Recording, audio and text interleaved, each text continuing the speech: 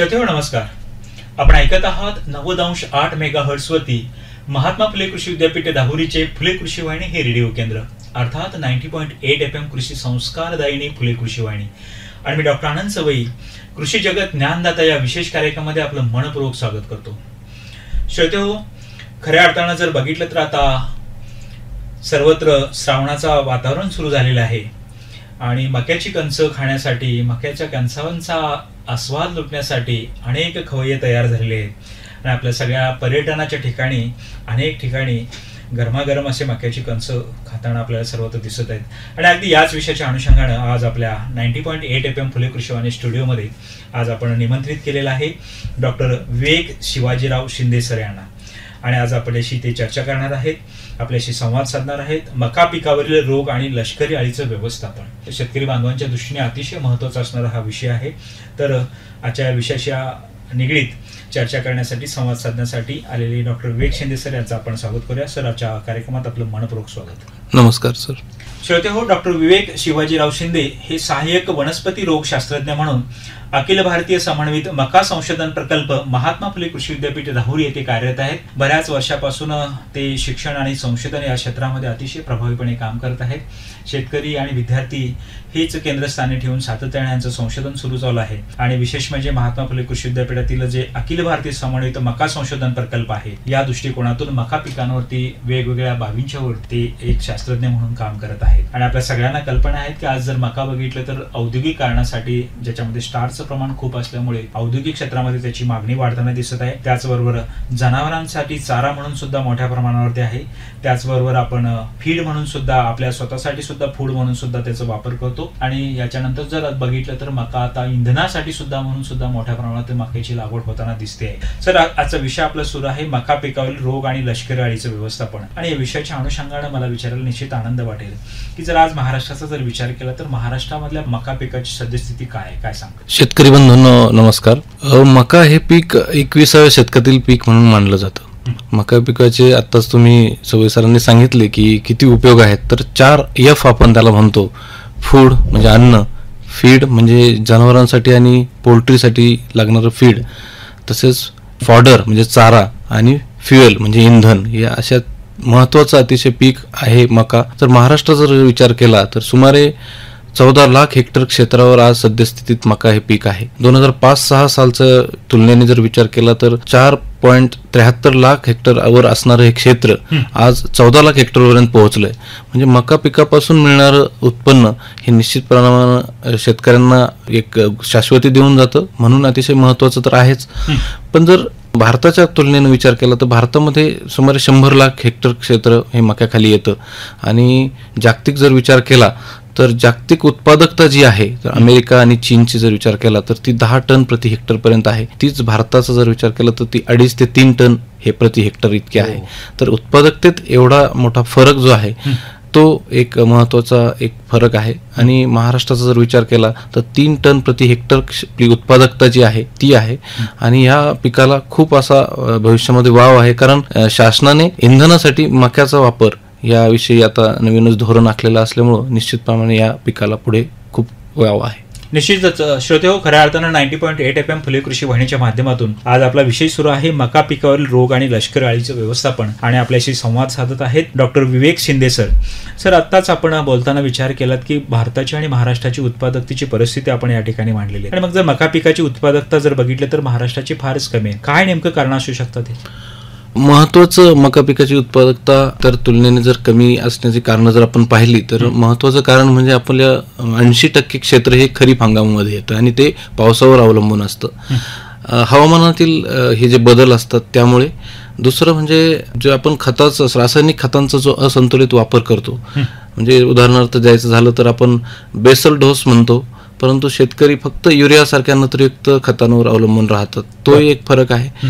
हवामानातील बदल हा एक विषय आहे. आणि कीड आणि रोग हे याचा जर प्रादुर्भाव झाला तर ते उत्पादकता कमी असण्यामागं तेही एक महत्त्वाचं कारण आहे. निश्चितच. आणि शेतकरी बंधूंनो, खऱ्या अर्थानं जर बघितलं तर आपण सरांनी सांगितलेलं आहे आणि बऱ्याच वर्षापासून ते एक सहाय्यक वनस्पती रोगशास्त्रज्ञ म्हणून त्यामध्ये काम करतायत. त्यांचा प्रदीर्घ अनुभव जर आपण लक्षात घेतला तर आपल्याला लक्षात येईल. आणि त्यांनी सातत्यानं त्याच्यावर सांगितलं की उत्पादकता कमी येण्याची कारणं म्हणजे मक्यावरती येणारा रोग असेल, त्याच्यावर येणारी कीड असेल, तर हे महत्त्वाचं त्यापैकी एक कारण आहे. तर मग आपण एक रोगशास्त्रज्ञ, वनस्पती रोगशास्त्रज्ञ म्हणून काम करत असताना मक्यावरती नेमकंच कोणकोणत्या रोगांचा प्रादुर्भाव होतो? मका या पिकावर साधारणपणे भारतभरामध्ये 60 विविध रोगांची नोंद झालेली आहे. परंतु महाराष्ट्रामध्ये जर विभागणी करायचं जर ठरलं तर पानांवरून म्हणजे हवेद्वारे पसरणारे रोग आणि मातीद्वारे किंवा जमिनीतून पसरणारे रोग असे 2 प्रकार आहेत.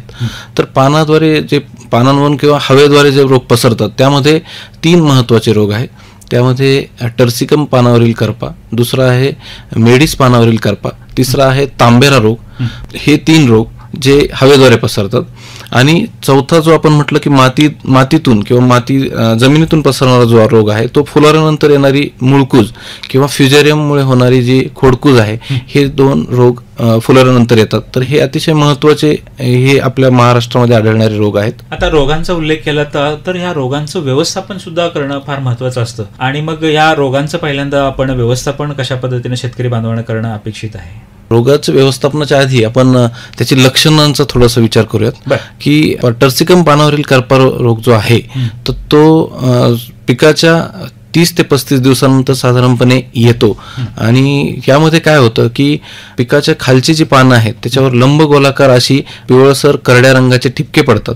आणि ते ठिपके पुढे मोठ्या प्रमाणात वाढत जाऊन दंड गोलाकार म्हणजे साधारणपणे 1 ते 1.5 इंच रुंद आणि 5 ते 6 इंच लांबीचे असे लांब लांब ठिपके पडतात.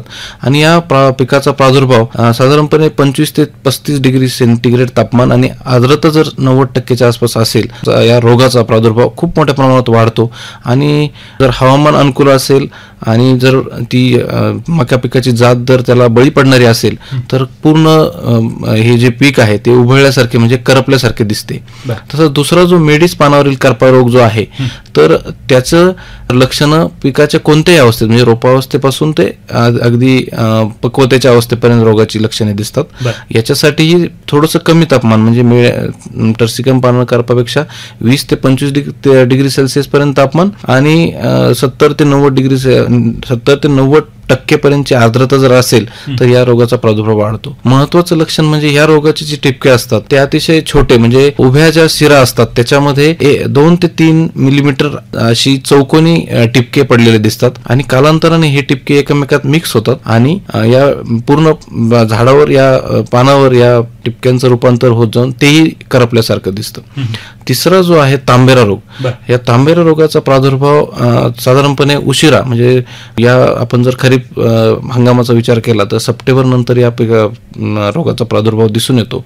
आणि स्वीटकॉर्न ही जी गोड मका आहे, स्वीटकॉर्न मका आहे, या पिकाचा वाण याला जास्त बळी पडतो. तर यामध्ये आपल्याला काय दिसतं तर पानाच्या दोन्ही बाजूस पिवळसर तपकिरी रंगाचे ठिपके पुरळ दिसून येते आणि तिला जर आपण स्पर्श केला तर त्या पुरळीतून ती पिवळसर नारंगी रंगाची पावडर आपल्या हाताला लागते. अशा प्रकारची ही लक्षणं ही हवेतून पसरणारी हे तिन्ही रोगांमध्ये दिसतात.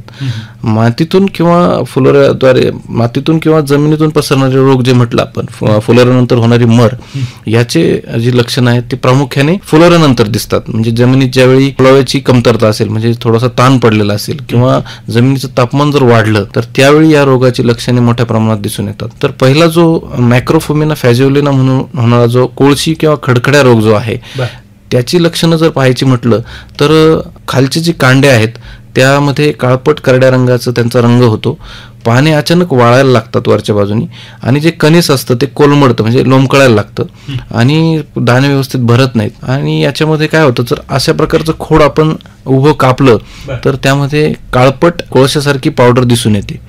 दुसरा जो फ्युजेरियम मुळे होणारा जो मर आहे, फुलानंतर येणारच मर रोग आहे, त्यामध्ये मात्र खोडालगत जमिनीलगत जे कांडे आहेत ते गुलाबी किंवा करड्या रंगाचे दिसून येतात आणि हे जर खोड उभं कापलं तर ते गुलाबी रंगाचं दिसतं, आतमध्ये लालसर रंगाचं दिसतं आणि याचंही ही पानं जे आहेत ती हिरवट कोमेजून गेल्यासारखी दिसतं सुरुवातीला.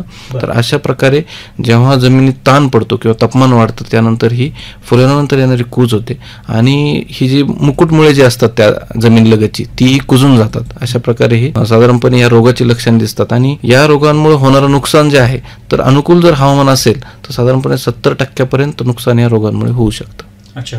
आणि अशी रोगग्रस्त झालेली पानं जर जनावरांना घातली किंवा उत्पादनावरती याचा काय परिणाम होऊ शकतो? निश्चितपणे, कारण झाडाचं जी उत्पादकता जी आहे ती या पानांद्वारे जी अन्नद्रव्य पुरवली जातात झाडाला आणि कणस व्यवस्थित भरलं जात नाही, त्यामुळे धान्याची जर मका केली असतील तर निश्चित प्रमाणे 60 ते 70% नुकसान आपल्याला होऊ शकतं.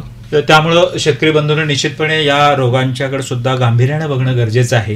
हेच या ठिकाणी आपल्याला डॉक्टर विवेक शिंदे सर आपल्याला सांगत आहेत. आणि मग हे सगळं इतकं जर रोगांचा परिणाम जर होत असेल त्याच्यावरती, तर मग ह्या रोगांचं व्यवस्थापन करणं हे देखील फार महत्त्वाचं असतं. मग मक्यावरलं या रोगांचं व्यवस्थापन शेतकरी बंधूंनी कशा पद्धतीने करणं अपेक्षित आहे? आता रोगांचं व्यवस्थापन जर म्हटलं तर साधारणपणे अखिल भारतीय समन्वित प्रकल्प जे आहे तर त्यामध्ये या जे संकरित वाण आता शेतकऱ्यांपर्यंत येतात तर त्यासाठी अतिशय चांगली चाचणी व्यवस्था आहे की या रोगांना प्रतिकारक अशा जाती शेतकऱ्यांपर्यंत पोहोचाव्यात असा प्रयत्न असतो. परंतु कधी कधी काय होतं, हवामानातील बदल आणि बुरशीतील होणारे बदल यामुळे जरी रोग प्रतिकारक्षम जात आज आली तर 1-2 वर्षांनी ती त्या रोगाला बळी पडते. तर अशा वेळी आपण एकात्मिक रोग व्यवस्थापनाचे टप्पे जर पाडले तर काय होतं की पेरणीपूर्व जमिनीची आपण तयारी केली, पेरणीच्या वेळी बीज प्रक्रिया केली आणि पेरणीनंतर जर रोग आलाच तर त्यावेळी मात्र आपल्याला काही व्यवस्थापन करण्यासाठी रासायनिक बुरशीनाशकांचा वापर करावा लागला. तर असे टप्पे आपण करतो. तर पहिला टप्पा म्हणजे जमिनीचा व्यवस्थापन. तर पूर्वीचं जर आपलं मका पिकच असेल तर त्यावेळी आपण खोल नांगरट करणं उन्हाळ्यामध्ये आणि त्याचा अवशेष जर असतील तर ते उचलून नष्ट करणं हे करू शकतो. नंतर महत्त्वाचं म्हणजे खताचा संतुलित वापर, की रासायनिक खतं जी आहेत तर त्याचा निश्चितप्रमाणे संतुलित वापर झाला पाहिजे. शेतकरी मी मगाशीच म्हटलं की नत्रयुक्त खतांवर आपण जास्त अवलंबून राहतो. तर फॉस्फरस असेल, पोटॅश असेल या खतांचा शिफारशी प्रमाणे जर वापर केला तर पिकाची जी वाढ आहे ती निकोप होते, ते प्रतिकारक्षम बनतं आणि रोग येत नाही. तिसरं जर म्हटलं तर बीजप्रक्रिया जी आहे तर शक्यतो संकरित जे वाण बाजारामध्ये मिळतात त्याला थायरम या बुरशीनाशकाची बीजप्रक्रिया केलेली असते. जर केलेली नसेल तर ती आपण करावी आणि जर तुम्हाला थायरम या बुरशीनाशक उपलब्ध नसेल तर जैविक बुरशीनाशक जे आहे ट्रायकोडर्मा या नावाने जे उपलब्ध आहे तर त्या जैविक बुरशीनाशकाचा वापर आपण प्रति किलो 5 ग्रॅम या प्रमाणात करू शकतो. किंवा जर तुम्हाला खताद्वारे द्यायचं असेल म्हणजे जे शेणखतामध्ये मिक्स करून जर दिलं तर एकरी 4 किलो ट्रायकोडर्मा या बुरशीनाशकाचं आपण शेणखतामध्ये मिक्स केलं आणि ते एकरी दिलं तर अतिशय चांगलं जमिनीतून पसरणाऱ्या रोगाचं नियंत्रण होतं. आणि याशिवाय तणांचं व्यवस्थापन करणं किंवा योग्य शिफारशी अंतरानुसार म्हणजे पेरणी करणं, जास्त दाट लागवड न करणं, अशा पद्धतीचे जर उपाय आपण केले तर निश्चितप्रमाणे आपण या रोगाला त्याला व्यवस्थापन करू शकतो. आणि असं करूनही जर पेरणीनंतर या रोगाचा प्रादुर्भाव आढळून आलाच तर काही बुरशीनाशकांचा वापर करणं आपल्याला अनिवार्य राहतं. तर त्यावेळी काही बुरशीनाशक जी आहेत या 3ही रोगांना, हवेद्वारे पसरणाऱ्या 3ही रोगांसाठी म्हणजे पर्णकर्प असेल किंवा तांबेरा असेल याच्यासाठी ॲझॉक्सिस्ट्रोबिन प्लस डायफेनकोनेझाल हे बुरशीनाशक, हे संयुक्त बुरशीनाशक 10 मिली प्रति 10 लिटर पाणी किंवा ॲझॉक्सिस्ट्रोबिन अधिक सायप्रोकोनेझाल हे संयुक्त बुरशीनाशक 10 मिली प्रति 10 लिटर पाणी किंवा मँकोझेब हे बुरशीनाशक 25 ग्रॅम प्रति 10 लिटर पाणी या प्रमाणात जर फवारलं तर निश्चितपणे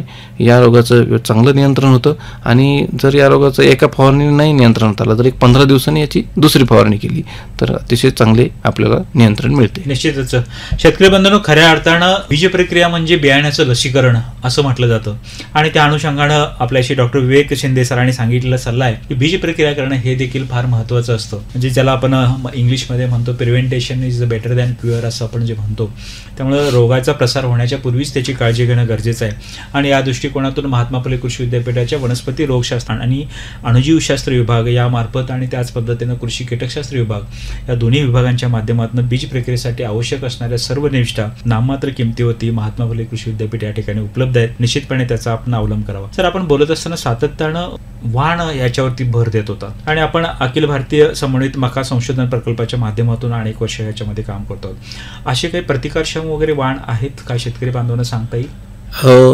अतिशय चांगला प्रश्न आहे सर. परंतु काय होतं की यामध्ये हे प्रतिकारक्षम वाण जे आहेत त्यामध्ये सार्वजनिक ज्या आहेत, आपण सार्वजनिक जे वाहन आहेत ते खूप कमी प्रमाणात आहेत. तर खाजगी कंपन्यांचे खूप सारे वाहन यामध्ये आहेत. तर ICAR जी आपली भारतीय कृषी अनुसंधान परिषद आहे त्यांचे काही वाहन आहेत आणि खाजगी आपले महात्मा फुले कृषी विद्यापीठाचं जे आहे तर फुले राजश्री आहे, फुले महर्षी आहे, फुले उमेद आणि चॅम्पियन असे नुकतेच प्रसारित झालेले हे 2 वाहन संकरित वाहन आहेत.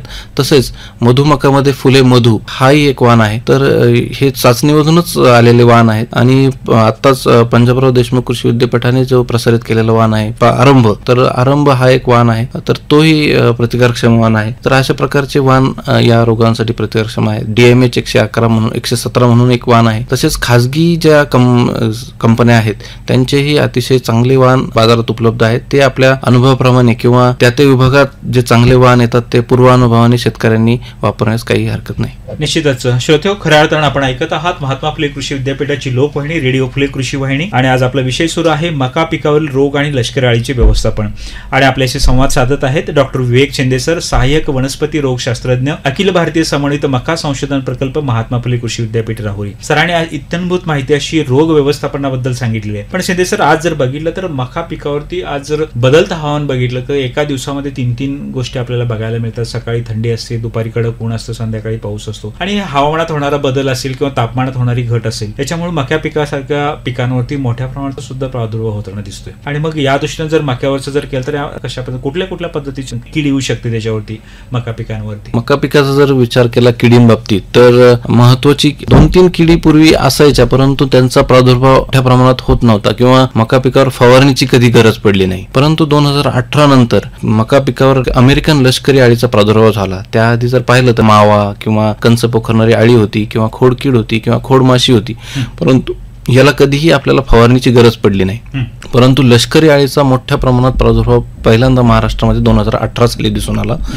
ही अळी साधारणपणे अतिशय म्हणजे मका हे पीक तिचं आवडतं आहे आणि इतर जवळजवळ 80 प्रकारच्या वेगवेगळ्या पिकांवर तिचा प्रादुर्भाव दिसून येतो. त्याच्यामुळे आणि लष्करी अळी या नावातच तिचं आलं की लष्कराप्रमाणे अतिशय कमी वेळात जास्त नुकसान करायची हिची पद्धत आहे की, आणि त्यामुळे घातक अशा पद्धतीची. आणि या अळीचा जर प्रादुर्भाव झाला तर सुमारे 70% आपल्याला नुकसान होऊ शकतं. त्यामुळे अतिशय घातक अशी ही अळी 2018 मध्ये भारतामध्ये आली आणि त्यानंतर पूर्ण देशामध्ये तिने पूर्ण देशामध्ये प्रादुर्भाव केला. तर या अळीचं वैशिष्ट्य म्हणजे अळीच्या ज्या 4 अवस्था असतात त्यामध्ये अंडी, अळी, कोश आणि पतंग. तर हा पतंग जो आहे तो सुमारे एका रात्रीमध्ये 200 ते 500 किलोमीटर लांबपर्यंत पोहोचू शकतो. आणि या पतंग जो आहे तो सुमारे त्याच्या जीवनकालामध्ये 1,500 ते 2,000 अंडी घालतो. म्हणजे एवढ्या अळ्या निर्माण करण्याची याची ताकद आहे आणि मग यामुळे हा जास्त प्रादुर्भाव करणारी ही अळी आहे. अच्छा. आणि मग इतका मोठ्या प्रमाणामध्ये ही जर हानिकारक असेल तर शेतकऱ्यांच्या दृष्टीने याचा नुकसानीचा प्रकार काय नेमका कशा असतो? हा, तर ह्या अळीला ओळखायचं कसं, तर ही अळीची आपण पाहिलं तर आता मक्यावर येणारी ही अळी हिचं शरीरावर साधारणपणे तिच्या शेवटून 2 नंबरच्या भागावर चौकोनी आकाराचे टिपके दिसतात. तसेच डोक्याचा जर भाग पाहिला तर उलटा वाय आकाराचा आकार दिसतो. तर अशी ही अळी हिचा जो जीवनक्रम आहे तो सुद्धा सुमारे 25 ते 40 दिवसाचा तापमानावर आधारित आहे. तर यामध्ये अंडी अवस्था, अळी अवस्था ही 17 ते 18 दिवसांची आणि ही अवस्था नुकसानकारक असते. कोश अवस्था आणि पतंग अवस्था. तर अळी अवस्था जी आहे या अळी अवस्थेच्या 6 अवस्था असतात. म्हणजे सुरुवातीच्या अवस्थेमध्ये जर आपण पाहिलं मका पिकावर तर अतिशय छोट्या प्रमाणात खरवडलेलं आणि एक कागदी अशा आपल्याला खरवडलेलं आपल्याला दिसतं. ती सुरुवात असते. अंड्यातून अळ्या बाहेर येतात. या अंड्यातून आलेल्या अळ्या जेव्हा बाहेर पडतात तेव्हा त्यांच्यामध्ये जसं कोळी जसं धागा सोडतो तशा प्रकारचा धागा सोडून या एका झाडापासून दुसऱ्या झाडापर्यंत पोहोचतात. आणि एका झाडामध्ये एकच अळी राहते. हिचं एक वैशिष्ट्य म्हणजे एका झाडामध्ये एक अळी राहते आणि ही आधी तर असं पान खरवडल्याप्रमाणे खाते आणि नंतर पोग्यामध्ये शिरून आतला पोग्याचा गाभा खाते आणि त्या ठिकाणी तिची विष्ठा दिसून येते मोठ्या प्रमाणावर. तर हे एक महत्वाचं लक्षण की आपल्याला शेतकऱ्यांना शेतामध्ये गेल्यानंतर जर विष्ठा असेल किंवा खरवडलेली पानं जर दिसतील तर त्याच वेळी आपण त्याला लगेच व्यवस्थापनासाठी आपण तिथं जायचंय. आणि मोठ्या प्रमाणावर हे पानं खाल्लेले दिसतात, मोठ्या प्रमाणात जाळी केलेली दिसते, अशा प्रकारची लक्षणं ही आपल्याला दिसून येतात. अगदीच खऱ्या अर्थानं श्रोते हो, अमेरिकन लष्करी अळीची लक्षणं काय असतात हे आपल्याला शिंदे सरांनी सांगितलेलं आहे आणि निश्चितपणे आपण निरीक्षण करणं आपल्या मका पिकाचं गरजेचं आहे आणि त्या दृष्टीनं त्याचं व्यवस्थापन करणं गरजेचं आहे. सर, मग आता लष्करी अळीचं जर प्रादुर्भाव झालेला आपल्याला लक्षात आलं शेतकऱ्यांच्या, तर या अळीचं जर व्यवस्थापन करायचं म्हटलं तर डायरेक्ट आपण स्प्रेइंगचा पंप घेतला आणि फवारणी केला असं होणार नाही. तर एकात्मिक दृष्टीनं त्याचं व्यवस्थापन करणं गरजेचं आहे. तर लष्करी अळीचं हे एकात्मिक व्यवस्थापन कसं करणं अपेक्षित आहे? तोच विषय घेतला की आपण काय करतो शेतकरी की अळी दिसली आणि लगेच पंप व्हायला नको, याच्यासाठी एकात्मिक व्यवस्थापनाचे आपण टप्पे पाडतो. आत्ताच सांगितल्याप्रमाणे पेरणीपूर्वीचं व्यवस्थापन, पेरणीच्या वेळेचं व्यवस्थापन आणि अळी आल्यानंतरचं व्यवस्थापन.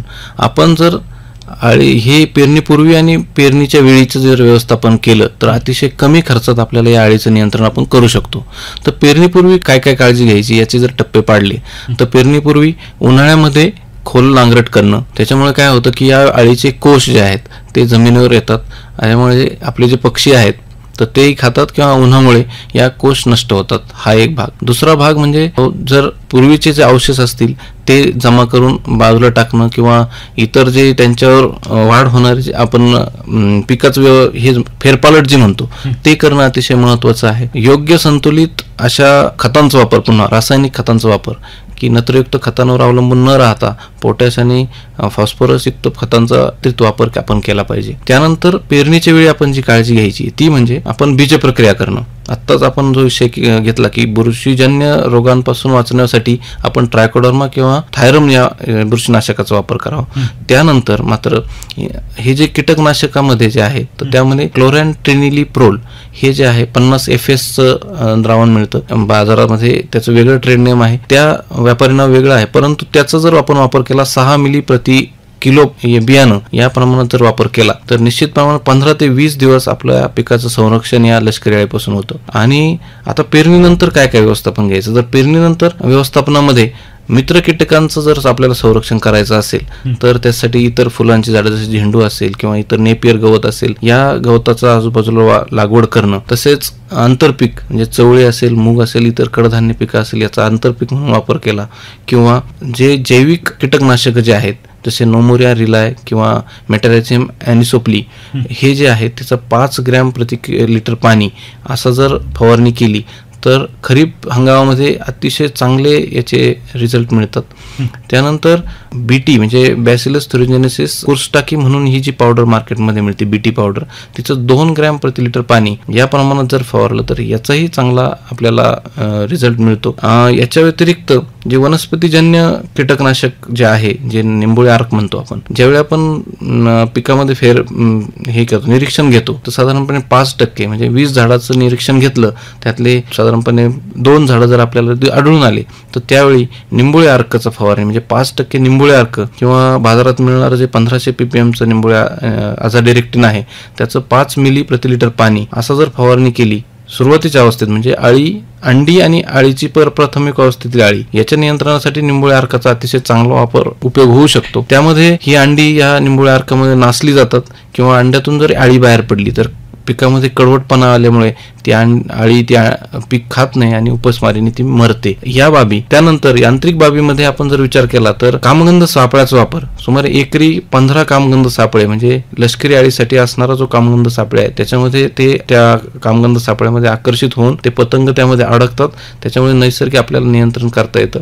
आणि उगवणीनंतर 15 ते 20 दिवसांनी जर आपण पक्षी थांबे लावले साधारणपणे 10 ते 15 प्रति एकरी तर पक्षीद्वारेही त्या अळीचं आपण नैसर्गिक नियंत्रण करू शकतो. आणि या उपर जर अळीचा प्रादुर्भाव 10 ते 20% पर्यंत आपल्याला आढळून आला तर त्यावेळी मात्र आपल्याला रासायनिक कीटकनाशक फवारावी लागतात, त्याशिवाय आपल्याला ते नियंत्रण मिळत नाही. तर रासायनिक कीटकनाशकामध्ये केंद्रीय कीटकनाशक बोर्ड जे आहे फरीदाबादचं तर त्यामध्ये काही शिफारसीत रासायनिक कीटकनाशके जे आहेत त्याचाच आपण वापर करावा. कारण शेतकरी आज काय करतात की कुणीतरी कृषी सेवा केंद्रावाल्याने सल्ला दिला आणि कुठलं तरी लेबल क्लेम नसलेलं जर रासायनिक कीटकनाशक मारलं तर ते आपल्या स्वतःसाठीही आणि जनावरांसाठीही ते नुकसानकारक ठरू शकतो. त्याची विषबाधा होते कारण अतिशय विषारी हे औषधं असतात. त्याच्यामुळे ती काळजी घ्यावी आणि लेबल क्लेम औषधांचाच वापर करावा. त्यामध्ये लेबल क्लेम जे औषधं आहेत तर पहिलं आहे स्पिनोटोरम, याचा 5 मिली प्रति 10 लिटर पाणी. त्यानंतर दुसरं जे आहे इमामेक्टिन बेन्झोएट अधिक प्रोपेनोफॉस, याचा वापर 14 ग्रॅम प्रति 10 लिटर पाणी. त्यानंतर पुढचं जे आहे ब्रोफ्लॅनिलिड हे औषध जे आहे तर याचं 2.5 मिली प्रति 10 लिटर पाणी. आणि चौथं ते औषध आहे आयसोसायक्लोसिरम, याचा 6 मिली प्रति 10 लिटर पाणी. असं या कीटकनाशकांचा जर योग्य पद्धतीने म्हणजे पोंग्यात औषध जाईल अशा पद्धतीने जर वापर केला आणि सकाळी संध्याकाळी फवारणी केली तर निश्चितप्रमाणे या किडीचा आपण प्रादुर्भाव रोखू शकतो. आणि शेतकऱ्यांना माझी विनंती आहे की सुरुवातीला तुम्ही केलेलं निरीक्षण, बीज प्रक्रिया केली तर 15 ते 20 दिवस ही अळी येत नाही.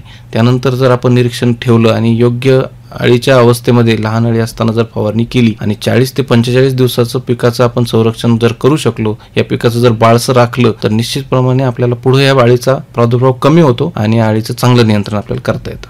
निश्चितच. आणि मग सर आपण सांगितलं की पोंग्यामध्ये औषध जाणं गरजेचं आहे. अशा पद्धतीनं मग ही रासायनिक पद्धत करत असताना, नियंत्रण करत असताना किंवा फवारणी करत असताना नेमकी कोणती काळजी घेणं सुद्धा अपेक्षित आहे?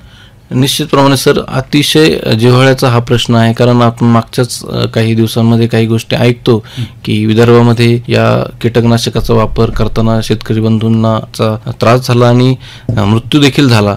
तर अतिशय गंभीर प्रश्न आहे की रासायनिक कीटकनाशक वापरताना काय काय काळजी घ्यावी. तर ही रासायनिक कीटकनाशक ही अतिशय जहाल विषारी असतात. तर ह्या कीटकनाशकाचा वापर करताना आपण सर्वांगावर पूर्ण जे कीट असतं त्याचा वापर करावा. त्यावेळी कुठल्याही प्रकारचं जे म्हणजे संपर्क डायरेक्ट जो असतो त्या कीटकनाशकाची तो आपण टाळावा. वाऱ्याचा दिशा जी आहे तर त्याच्या उलट्या दिशेने कधी फवारणी करू नये की ज्याद्वारे आपल्या श्वसनातून वगैरे त्याचा आपल्याला प्रादुर्भाव होईल. तसेच महत्वाचं म्हणजे ज्यावेळी आपण ही कीटकनाशक फवारणी करतो तर तेव्हा योग्य त्या नोझलचा वापर करावा. आणि कीटकनाशक जेव्हा आपण ही जी कीटकनाशकाचा वापर केला समजा तर चारा म्हणून वापरताना सुमारे 35 ते 40 दिवसाचा म्हणजे काय म्हणतो आपण त्याला गॅप असावा की आपण आज मारलं तर 30 ते 35 दिवस साधारणपणे ते जनावरांना खायला घालू नये म्हणजे त्याचा प्रादुर्भाव जनावरांना होणार नाही आणि विषबाधा होणार नाही. तर अशा प्रकारे जर काळजी घेतली तर निश्चितप्रमाणे आपण त्याचं योग्य नियंत्रण करू शकतो. निश्चितच श्रोते हो, खऱ्या अर्थानं आपला आज विषय सुरू आहे की मका पिकावरील रोग आणि लष्करी अळीचं व्यवस्थापन. आणि आपल्याशी संवाद साधत आहेत डॉक्टर विवेक शिवाजीराव शिंदे, सहाय्यक वनस्पती रोगशास्त्रज्ञ, अखिल भारतीय समन्वित मका संशोधन प्रकल्प, महात्मा फुले कृषी विद्यापीठ राहुरी. सर बऱ्याच वेळापासून आमच्या श्रोत्यांसाठी अतिशय चांगल्या पद्धतीची आपण माहिती देत आहात. मका पिकावर रोग आणि लष्करी अळीचं व्यवस्थापन या दृष्टीने चालू आहे. पण कार्यक्रमाच्या अगदी सुरुवातीला आपण म्हटलेलं आहे की मका हा स्वीट कॉर्न वगैरे हे खाण्यासाठी आज मोठ्या प्रमाणामध्ये वापरलं जात असतं. आणि आपण आता या ठिकाणी मका पिकाचं एकात्मिक कीड आणि रोग व्यवस्थापनाच्या संदर्भात आपण मार्गदर्शन केलेलं आहे. तर शेतकरी बांधवांना नेमकं काय काळजी घेणं गरजेचं आहे जे मके खाण्यासाठी असं ग्रेनच्या फॉर्ममध्ये वापरले जातात किंवा आता श्रावण महिन्यामध्ये मोठ्या प्रमाणात अनेक पर्यटनाच्या ठिकाणी हे मक्याचे सगळे स्टॉल असतात. अशा ठिकाणी काय काळजी घेणं गरजेचं आहे?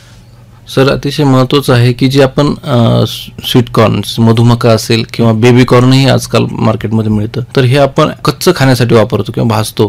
तर जेव्हा आपण हे असं वापरतो त्यासाठी जे लष्करी अळीचं जर व्यवस्थापन करायचं म्हटलं तर त्यासाठी अजिबात कीटकनाशक वापरणं आपण करत नाही, शिफारस केली जात नाही की कोणत्याही प्रकारचं कीटकनाशक याला फवारलं जाऊ नये. तर त्यासाठी काय करायचं की बीज प्रक्रिया आपण जी केली तर क्लोरॅन्ट्रेनिलप्रोलची 6 मिली प्रति किलो बियाणं 50% FS मिळतं मार्केटमध्ये, त्याचा वापर बीज प्रक्रियेसाठी करावा. आणि त्यानंतर मात्र जैविक बुरशीनाशक जे सांगितलं मेटॅरिझम रिलाय असेल, मेटॅरिझम एनिसोप्ली असेल किंवा कामगंध सापळे असतील याचा किंवा वनस्पतीजन्य कीटकनाशक जे आहे ते निंबोळी अर्क याचाच वापर आपण त्या मधुमक्यावरील असेल, बेबी कॉर्नवरील असेल याचे कीड नियंत्रणासाठी केला तर त्याचा प्रादुर्भाव त्या पिकाद्वारे आपण होणार नाही याची आपण काळजी घेणं अत्यंत गरजेचं आहे. याच्यासाठी कुठलंही कीटकनाशक शिफारसीत नाही. अगदीच. मग अशा परिस्थितीमध्ये लिंबोळी तेल किंवा निंबोळी अर्क वगैरे असे काही वापरणं गरजेचं आहे? हो, निंबोळी अर्कच आपण आता जसं म्हटलं की 5% प्रादुर्भाव, म्हणजे यामध्ये निरीक्षण अतिशय महत्वाचं आहे की तुम्ही दर दिवसाआड शेतामध्ये जाणं आणि तुम्ही 20 ते 30 झाडांचं म्हणजे निरीक्षण घेणं, आणि त्यामध्ये जर आपल्याला थोडं जरी खरवडलेलं पान आढळलं किंवा अंडी घातलेली आढळली पानाच्या खालच्या बाजूला, तर त्यावेळी आपण लगेचच निंबोळी अर्क सारख्या या वनस्पतीजन्य कीटकनाशक जे आहे त्याचा निंबोळी अर्काचं कसं आहे की आपण जे घरी तयार करतो निंबोळी अर्क, त्याचा 5% म्हणजे 100 लिटर पाण्याला 5 किलो निंबोळी अर्काचा जर वापर केला तर ते, आणि जर आपण बाजारातलं जे रेडी टू यूज निमार्क जे आणलं, समजा निंबोळी आणलं, तर ते 1500 ppm चं द्रावण जर असेल तर ते 5 मिली प्रति 10 लिटर प्रति लिटर पाणी या प्रमाणात वापरलं तर निश्चितप्रमाणे आणि योग्य पोंग्यामध्ये औषध जाईल अशा पद्धतीने जर फवारलं तर त्याचं नियंत्रण चांगल्या रीतीने होतं आणि आपल्याला नियंत्रण मिळतं. निश्चितच श्रोते हो, खऱ्या अर्थानं ग्राहकांची सुद्धा आपण काळजी घेतोय आणि आपली स्वतःची सुद्धा काळजी घेणं अपेक्षित आहे. या दृष्टीनं पर्यावरणाला उपयुक्त अशा पद्धतीचं जे कीटकनाशक सरांनी सांगितलेलं आहे त्याचा जर आपण अवलंब केला तर निश्चितपणे या मका पिकावरील रोग आणि लष्करी अळीचं व्यवस्थापन व्हायला निश्चितपणे मदत होईल. सर, बऱ्याच वेळापासून आमच्या श्रोत्यांच्यासाठी ऑनलाईनच्या माध्यमात ऐकणारे अनेक श्रोते असतील, व्हॉट्सअप चॅनलच्या माध्यमातून आणि युट्यूब चॅनलच्या माध्यमातून ऐकणारे जगभरातले श्रोते आपल्याला ऐकत आहेत आणि बऱ्याच वेळापासून आपण मका पिकावरील रोग आणि लष्करी अळीचं व्यवस्थापन याविषयीची इत्थंभूत माहिती आमच्या सर्व श्रोत्यांसाठी दिली आहे. अगदी विषयाच्या शेवटाकडे जात असताना जे आपल्याला सर्व श्रोते ऐकतात त्या सगळ्या श्रोत्यांच्यासाठी आपला काय महत्वाचा सल्ला असेल? सर, का हे पीक अतिशय महत्वाचं पीक आहे. मका या पिकाचं जर विचार केला तर अतिशय चांगलं आपल्याला काय म्हणतात उत्पन्न देणारं, म्हणजे आज जर मार्केटमध्ये पाहिलं तर 3000 दर चालू आहेत.